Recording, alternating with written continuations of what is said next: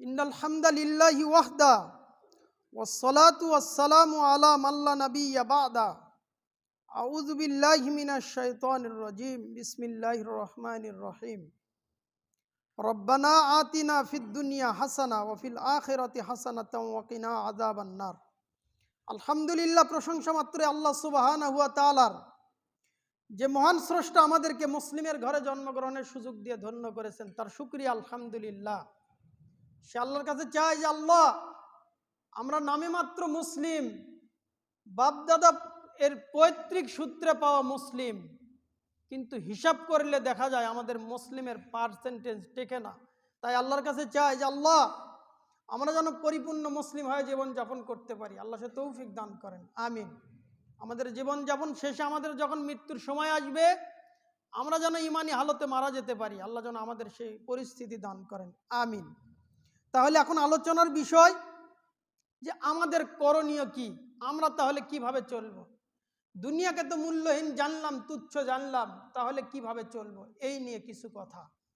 দুনিয়াতে আপনি আমি আসি থাকবো, তার মানে এইটা নয় যে দুনিয়া তুচ্ছ, তাই আত্মহত্যা করে আমি মারা যাব। আত্মহত্যা করে মারা যাওয়া হারাম। যারা যেভাবে আত্মহত্যা করবে, হাদিসে রাসূল সাল্লাল্লাহু আলাইহি ওয়াসাল্লাম বলেন, কিয়ামতের মাঠে তাকে সেভাবেই শাস্তি দেওয়া হবে। কিয়ামতের দিন বিষ পানে মারা যাবে, তো তাকে বিষ পানে ওভাবে শাস্তি দেওয়া হবে।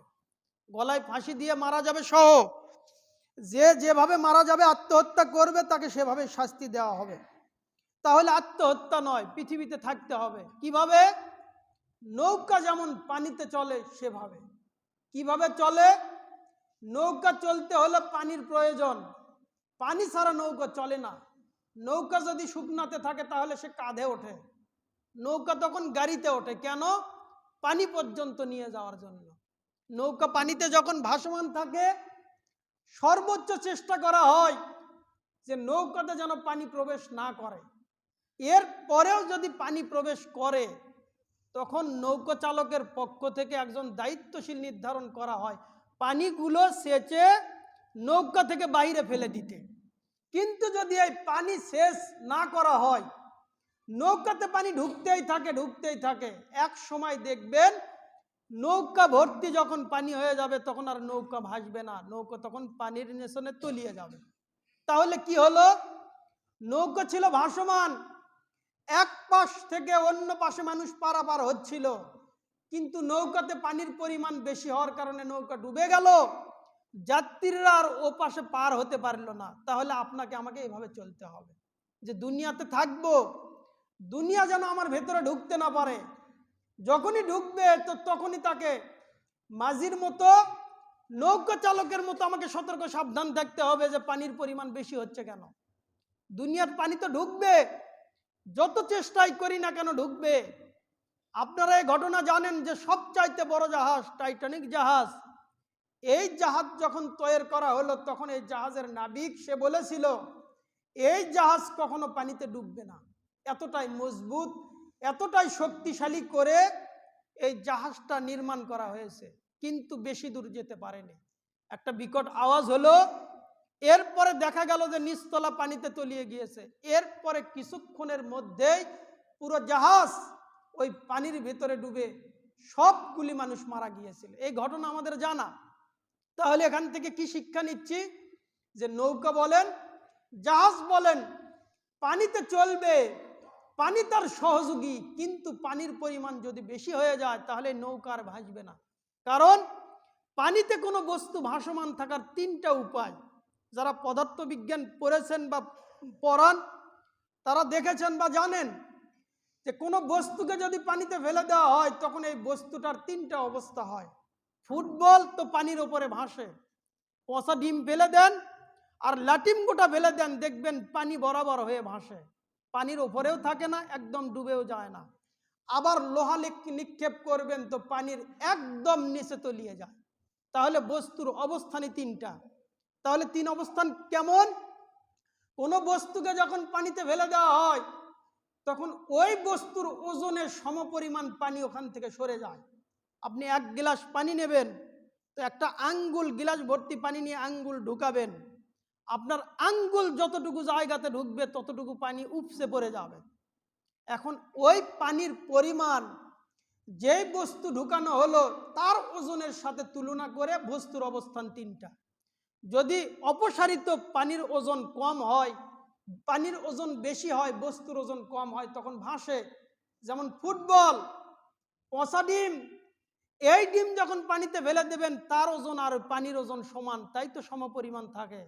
আর লোহা ফেলে দিলে সাথে সাথে লোহা পানির নিচে তলিয়ে যায়। কেন? লোহার যারা অপসারিত পানির ওজনই কম, লোহার ওজনই বেশি। আমি বুঝাতে চাচ্ছি, নৌকা পানিতে ভাসে, জাহাজ লোহার তৈরি, এরপরে ভাসে কেন?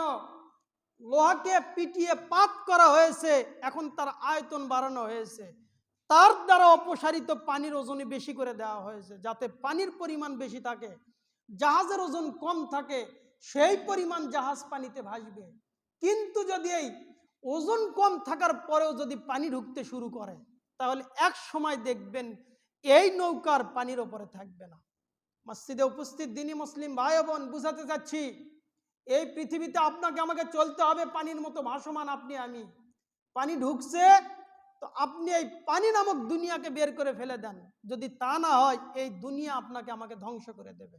একটা উদাহরণ। দ্বিতীয় উদাহরণ, এই কথাটা বুঝাতে গিয়ে একজন ব্যক্তি এভাবে বুঝিয়েছেন যে আপনি আমি যত চেষ্টাই করি না কেন, আপনার আমার তাকদিরে যতটুকু নির্দিষ্ট ওটাই আসবে, এর বেশি হবে না, কম বেশি হবেই না, এটা হওয়া সম্ভবই নয়। কেন? আল্লাহ সুবহানাহু ওয়া তাআলা এই পৃথিবীতে সর্বপ্রথম সৃষ্টি করেছেন কলম। কলমকে সৃষ্টি করার পরে বললেন উক্তুব, কলম তুমি লেখো। কলম বললেন মা আক্তুব, আল্লাহ আমি কি লিখবো? আল্লাহ বললেন পৃথিবীর শুরু থেকে শেষ পর্যন্ত যা হবে তুমি সব কিছু লিখে ফেলো। সব কিছু লেখা হয়েছে। আপনার আমার রিজেক কতটুকু তখন লেখা হয়েছে। মাতৃগর্ভে যখন ৩৪ মাস ছিলাম তখন লেখা হয়েছে। সুতরাং রিজেকের কম বেশি হবে না, আসমানে গেলেও হবে না, লন্ডনে গেলেও হবে না, ভারত পাকিস্তান যেখানেই যান যতটুকু নির্ধারিত রিজেক ওর বেশি হবে না। তাই তো একসাথে বিদেশ বাড়িতে যায়, একজন টাকা পয়সা ইনকাম করে বাড়ি করে, আর একজন ওই দেশ থেকে এসে ভিক্ষা করে খায়, এরকম রেকর্ড আছে। কেন? তাকদিরে যা আছে ওই হবে, এর বেশি হবে না। এর উদাহরণ কি? আপনি যদি পানিকে মুষ্টিবদ্ধ করে ধরতে চান, আপনি এক জায়গায় পানি দেখে মনে করলেন পানিকে আমি এভাবে ধরবো, তো পানি আপনার হাতে কতটুকু উঠবে? আঙ্গুলের ফাঁক আপনার সাথে খিয়ানত করবে, পানি হাতের ভেতর ধরতে দেবে না। এই পানি আঙ্গুলের ফাঁক দিয়ে বের হয়ে যাবে। আপনি যত চেষ্টাই করেন যে পানিকে আমি মুষ্টিবদ্ধ করে ধরবো, আপনি ধরেন, হাত বিছানোর পরে দেখবেন যে হাতে যতটুকু পানি লেগে আছে অতটুকু, এর বেশি আপনি পাবেন না। কেন? এটা সম্ভব নয়।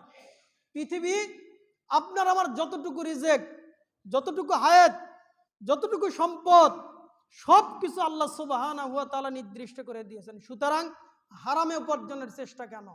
আমি হালালে যতটুকু পারি ততটুকুই পাবো, কম বেশি হবে না, কম বেশি হবেই না। এটা আমার বিশ্বাস, এটা আমার তাকদীর। এই বিশ্বাস না থাকলে ঈমানই থাকবে না।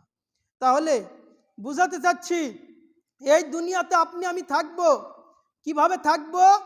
এই মর্মে দুই একটি কথা। সাহাল বিন সাদ আস-সাঈদী রাদিয়াল্লাহু আনহু বলেন যে রাসূল সাল্লাল্লাহু আলাইহি সাল্লামের নিকটে এক ব্যক্তি আসলেন, এসে বললেন, আল্লাহর নবী, দুল্লানি আলা আমাল ইযা আনা আমিলতু আহাব্বানি আল্লাহ ওয়া আহাব্বানি আন-নাস। হে আল্লাহর নবী, আপনি আমাকে এমন একটা আমল শিখিয়ে দেন, যেই আমল করলে আল্লাহ আমাকে ভালোবাসবেন, পৃথিবীর মানুষ আমাকে ভালোবাসবেন। আপনি এরকম একটা আমল আমাকে শিখিয়ে দেন, যেই আমলে আল্লাহ ভালোবাসবেন, পৃথিবীর সমস্ত মানুষ ভালোবাসবে। রাসূল সাল্লাল্লাহু আলাইহি সাল্লাম তখন দুইটা কথা বললেন।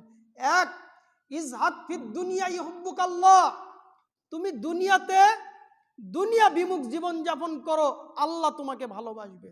দুই, ওয়াজহাদ ফিমা ফি আইদিন নাস ইউহিব্বুক, আর মানুষের অধীনে যা রয়েছে, মানুষের ক্ষমতায়, ওইটার চিন্তা চেতনা তুমি ছেড়ে দাও, তোমার তাকদিরে যা আসার ওটা আসবে, এই ভাবনা নিয়ে তুমি থেকে যাও, তাহলে পৃথিবীর মানুষ তোমাকে ভালোবাসবে। একটি উদাহরণ দিলে বিষয়টা স্পষ্ট। এক, দুনিয়া বিমুখ জীবনযাপন আল্লাহর ভালোবাসা পাওয়ার মাধ্যম। কেন? দুনিয়া তো আল্লাহর কাছে তুচ্ছ, আল্লাহর কাছে নগণ্য, পুরো পৃথিবী নগণ্য, সেখানে আপনার আমার আর কয় টাকা আছে?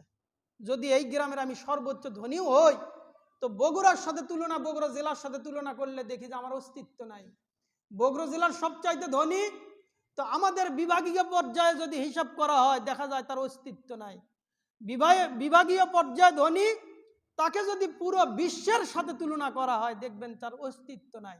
তাহলে পুরো বিশ্বের তুলনায় আপনার আমার সম্পদ তো বিন্দুর মতো মনে হচ্ছে, এক সময় মনে হবে কিছুই নয়। যখন আপনি আমি মারা যাব তখন বুঝবে পরিস্থিতি কেমন। বাদশাহ জিন্না সম্পর্কে একটি ঘটনা পাওয়া যায়, ঘটনা সত্য মিথ্যা আল্লাহু আলাম, আল্লাহ ভালো জানেন, তবে এরকম পাওয়া যায়। সেটা কি, তিনি যখন মারা গেলেন, মারা যাওয়ার সময় তার দ্বারা অধীনস্থ ছিল তাদেরকে ওসিয়ত করে যান যে আমি যখন মারা যাব তখন তোমরা আমার কাফন পরানোর সময় আমার এই হাতটাকে বাহিরের দিকে বের করে রাখবে, কাফনের ভেতরে হাত রাখবে না, হাতটা বাইরে রাখবে। কেন?